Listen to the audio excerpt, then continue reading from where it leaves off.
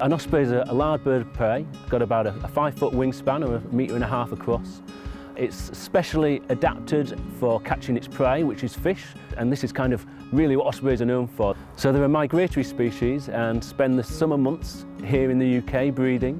When the autumn comes, they migrate and head south, mostly to West Africa, around the west coast of Africa, and some don't go quite as far and migrate to southern Europe. Historically, ospreys would have been widespread right across Great Britain. Wherever you'd see suitable habitat, fishing grounds and nesting areas, you would have seen ospreys. And then due to centuries of persecution, sadly we lost ospreys as a breeding species in the early 1900s. It wasn't until 1954 when a pair returned to Lochgarten, and the first pair to breed in Great Britain in over 50 years.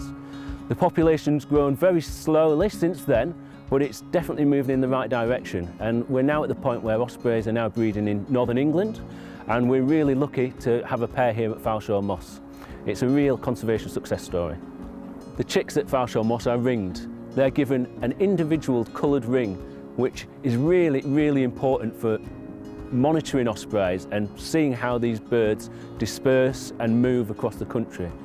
It allows us to identify these birds when they return from Africa, and we know now that chicks from Foulshaw Moss have survived 2 migrations and returned to the UK. The restoration of Foulshaw Moss has taken nearly 2 decades, and it's been almost the same time that ospreys have been recovering in Cumbria as well. And we're really privileged that ospreys have chosen Foulshaw Moss to nest.